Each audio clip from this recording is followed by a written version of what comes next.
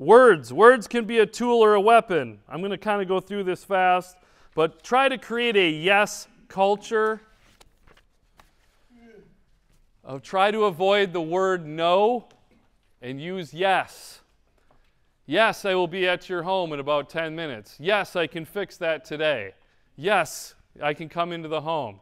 Yes, it's good to meet you. All right? Yes, I understand the question. Use the word yes. The more you use the word yes, the homeowner will use yes more with you, including the sale. All right? I'm going to kind of skip through there. Some just quick no-no words. Using the word no problem. So let's say you do something for a customer and they're like, thank you so much, and you say, oh, no problem. There's no value in no problem. So try to take that out of your vocabulary. Say you're welcome or it was my pleasure. Because it was a problem, you know? You drove there, you took your tools out, you did all this work, you cleaned up. It was a problem, all right? So don't say no problem. Say you're welcome or it was my pleasure. There's more value in it. By saying no problem, you took the value up. All right? Instead of using the word no, use the word yes. Example, Ken, can you do this work for free?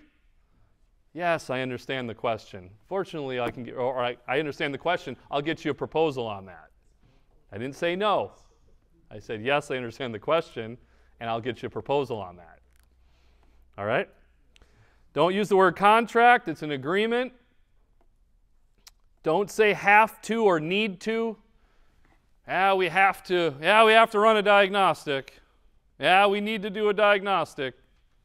I recommend running a diagnostic because nobody wants to have to or need to do anything. People don't like to be told what to do, but if it's recommended, it's a choice. Using the word sales, selling, or sold, take those all out of your vocabulary and call it ownership. Cost, buy, spend, don't use those words, use the word invest.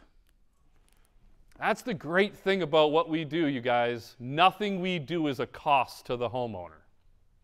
It's always an investment because we either prevented something from breaking, which would have been a cost, or we added value to the home, so their home is worth more money now. It's always an investment in what we do. And if you want a really, really good closing tactic, when somebody says, I just didn't know it would cost this much, you say, it's only a cost if you hire the wrong person. Keep that one in your back pocket. Because if it's only a if a customer says, I didn't know it was going to cost this much, I would say it's only a cost if you hire the wrong person. If you hire the right one, it's an investment. Because if they have to pay to redo it or do it again, yeah, then it is a cost, right? But if they hire the right person and good products and a good company that stands behind their work and has warranties and guarantees like everybody in here, it's not a cost. It's an investment.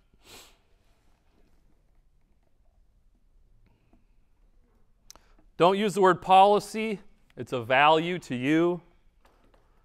Code. Don't use the word code. I know, and I think you guys got a code training coming up, don't you? In the same room or something? And I know as electricians, we get code beaten to our head. Like, I get it. But customers don't like codes. Codes are laws. Laws make you do things. Nobody wants to be made to do anything. So don't tell them you need to do this because it's code. Tell them why the code was created. For safety, yes. Give them the reason behind the code. You don't even have to tell them it's code. You say this, in your home, we highly recommend installing shock guard protecting receptacles in your kitchen. You don't go in there and be like, yep, you don't have our GFIs, that's against code. Shock guard protecting receptacles. The reason, Mrs. Jones, we want shock guard protecting receptacles is because if you're over here washing your hands and you go to plug in something, if the water drips on the prongs, you can get an electrical shock. That's the reason for the code, not that it is code. Let's give them the reason. All right? Give them the reason for the code. Or there has to be a smoke alarm in every bedroom. That's code. I don't give a shit, it's code. Why do we need a smoke alarm in every bedroom? It's because some people sleep with the doors closed. And if the house is on fire, it's going to take harder for the smoke to get through a door that's closed. So we put them inside, and then they're connected, so the one goes off, they all go off. That's the reason for the code, not that it's code. Okay? So, don't use the word code. The only time I would use the word code is if you're literally talking about somebody else's work that they didn't do to code. I'm somewhat okay with that. But don't bash other companies either. I wouldn't do that. I'd be like, oh, yeah, you know, the X, Y, and Z Electric, they suck. I mean, they didn't do any of this to code. That's a feeling. But if they didn't do it to code, that's a fact. So you could say it then. But I wouldn't sell things for code. But I would be okay with saying, you know, whoever did this work didn't do it to code. I'd be fine with that.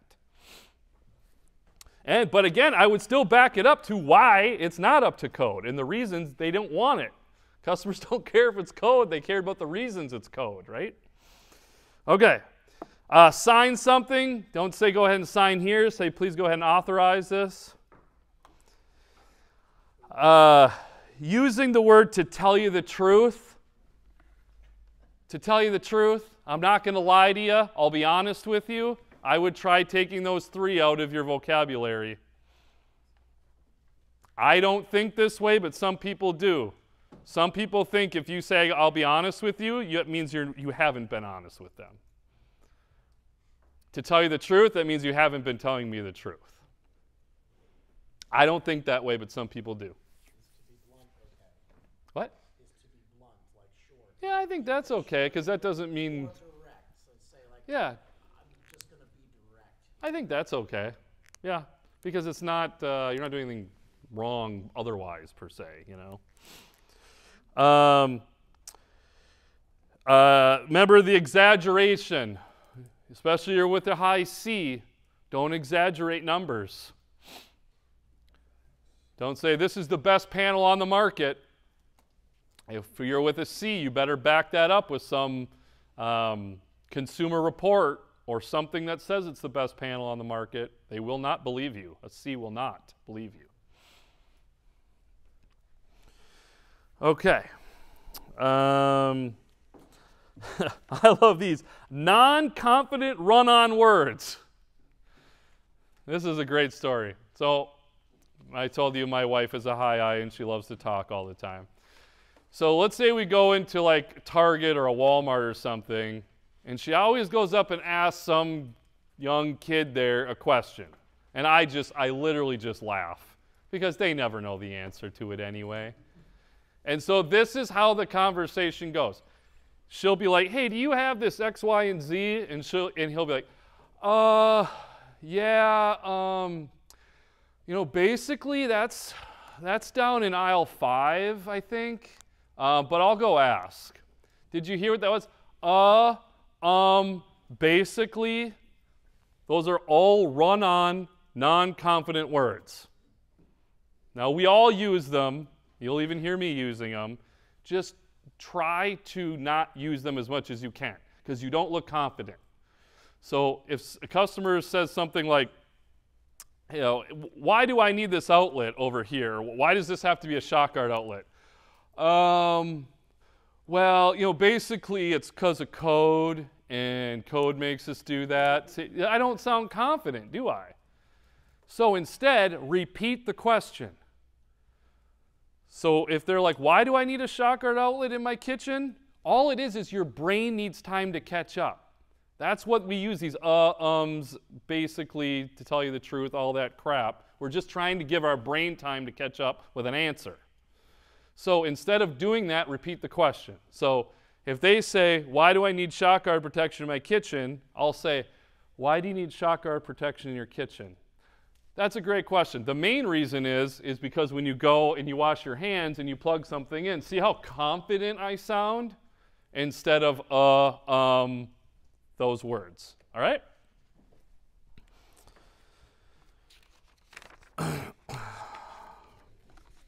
Okay. Then we're going to make a friend, right? So we're going to find out their disc profile. Let's see here. Make a friend. It's great. Find their disc. High D zone. Yes. So I know our high Ds. Who's my high Ds in the room? Raise your hand if you're a D. We generally don't like small talk. So when we walk into the home, we don't like to talk to the customer about the weather and, you know, something happened recently. Like, we just want to get to business. But we have to build some rapport with the customer. This makes us look like a human instead of a repair guy in the house. And so when we do that, we need to start what we call our fabs, which we'll get into. But when we walk in, we need to build rapport. So how to start that is to give a sincere compliment when we walk into the home. Example, that's a really cool car you have out front, or did you just get new siding? It looks great. I see you have a beautiful flower garden, whatever the case may be. But the point is, it has to be sincere. And I've ran ride-alongs with guys, and you can tell they've never gave a sincere compliment in their life, because this is how it goes. They walk into the house and they're like, yeah, I see you have a really nice lawn out there. And the customer's like, thank you. And they'll be like, yeah. So what are we looking at today? You guys laugh. That's how it goes. And I'm like, oh my God, that was horrible. Okay? If that's what you're going to do to give a sincere compliment, just skip it. You're going to do more harm than good. But if you want to lock the sincerity in, you follow it up with at least one question. So, oh, your lawn looks really nice. They say, thank you. And you say, yeah, how many hours do you spend out there? Or do you have a service that comes and does it, or do you take care of it yourself? Follow it up with a question. Now it looks like you're actually interested in whatever it is, and you really do care, and you're not just saying it because Kent said I had to do a sincere compliment when I walked into the house. Okay? So,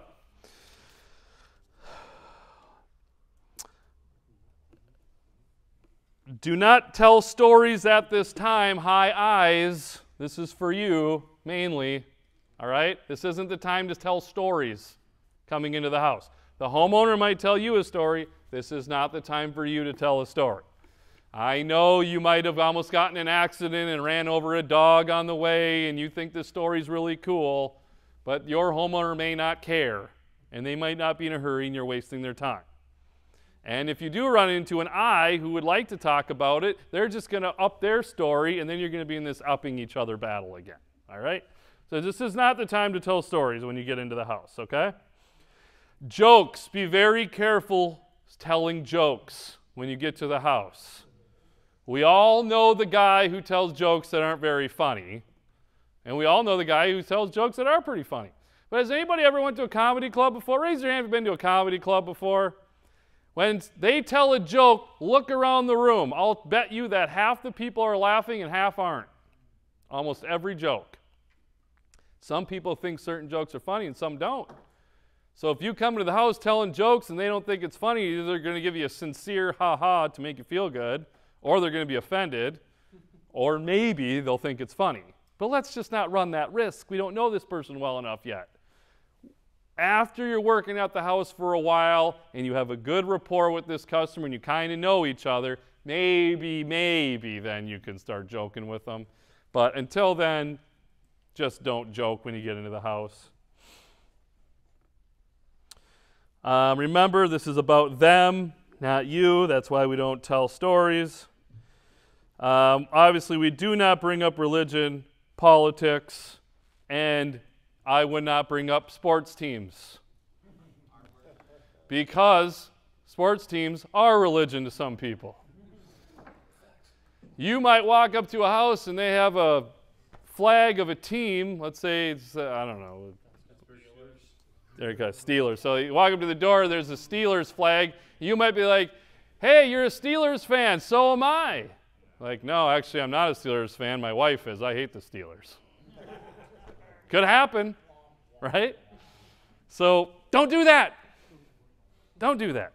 Now, you could say it looks like you're a sports fan. That's probably fine, but don't bring up a specific team. Again, until maybe later on in the call, you might be able to talk about those things, but not right when you get there. Okay. Okay, then we have form. So, got your marker, Andrew.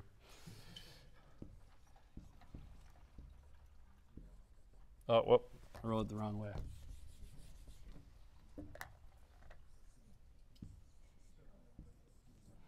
So we have family, occupation,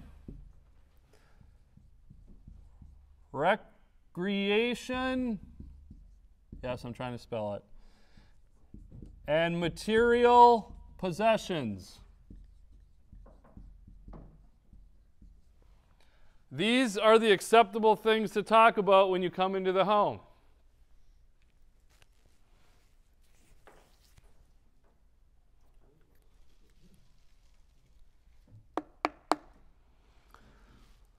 High eyes, you guys have a great ability to build rapport at the front door. Like, it's truly amazing to me how you guys can do this. Like, I have these eye technicians that can walk up into a home and they'll pick out one thing on a wall or something and they can come up with a conversation about anything. And it truly amazes me how they do it because I don't have that ability. So I was never that great at building rapport at the door because I'm a DC and I don't care about people. Right? I do kind of. But in general, I don't care about the stuff on their walls. I just really don't, or their family, or any of this stuff, to be honest. So it was really hard for me to build rapport when I really don't care, all right? But you S's and I's, you probably do care, and so it'll come out of you, and you'll be easier with this. But C's and D's, you got to try a little bit, guys. You got to try. I know you don't care about this stuff, but you got to try.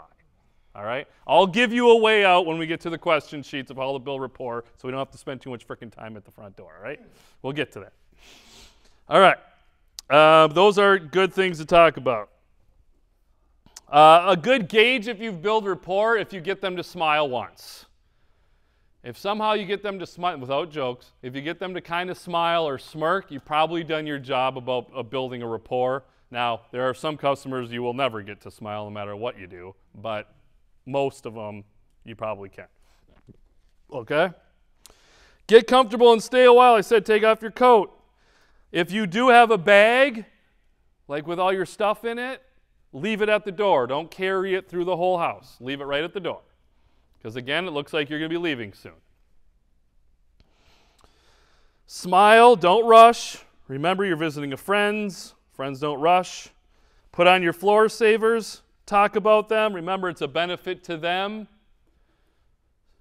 So what happens when you put them on and the customer's like, oh, you don't have to do that? Don't say company policy. So out of respect for your home. Yep. If it's policy, somebody's making you do it. If I'm doing it for you, it's a favor, right? So now it's, my go-to line is, oh, I'm sure if you came over to my house, you'd do the same for me. And I'd put them on. Now I just told the customer, I'm a good person, and I think you are too. Or you can say, you know, we go in and out of a lot of houses. The last thing I'd want to do is track anything from the previous house I was at. Again, you're doing it for them. All right? And they are floor savers, not shoe covers. They're only shoe covers if it's a nasty house. Then they're shoe covers. Right? Then it is for your benefit at that point. All right? You guys get snow and sleet and stuff here. Does any of your shoe covers or floor savers, whatever you call it, did any of them leak? Yeah. So what I always did was I had a separate pair of boots. I would switch into different boots that had floor savers on them every time I went in and out. Because one time I walked through a house with white carpeting and they leaked like black, slimy stuff from my shoes from the street, and I stain the carpet. So that might be a little trick, just to have another pair of shoes that you switch in and out to with floor savers on in the house in the wintertime. Okay. Make sure your uniform and your name badge is visible. You want to be perceived as the authority in the house. Part of the reason you have these patches on your shoulders, not everybody does, but some people do, the main reason is for you to look like authority. Who else has patches on their shoulders? Police. Who else? Military, firefighters, ambulance drivers. They call them paramedics, I think, right? You look like authority in the house. That's what we want. We want them to think that we are in charge in the house without verbally telling them that. Okay? But they got to see it. That's also having the clipboard. Who else writes with a clipboard? Police officers generally write on a clipboard. Generally, they write on a clipboard with a pen and a piece of paper. All right? Now, I know a lot of people are like, well, I can do it on my iPad or my tablet or whatever. But when you're on a tablet or an iPad, does the homeowner know what you're doing on that iPad or tablet? They don't know what you're doing. And in fact, the last thing they think you're probably doing is listening to them. They think you're looking up something or you're going through your software or whatever. They don't know what you're doing. But if you have a piece of paper and a pen in your hand and you're asking questions and you're nodding and writing down the answers, they know what you're doing. You're paying attention to them and their problem, all right?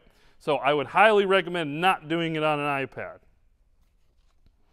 And then eye contact. Eye contact builds confidence with the homeowner. S's, please, please get good at looking at customers in the eyes.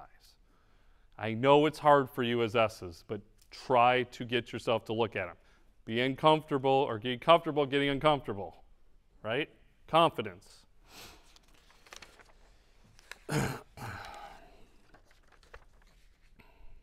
Oh, and we have to find out why we're there. Like I said earlier, if the customer doesn't know why you're there, and you don't know why you're there, it's going to be really hard to sell a solution.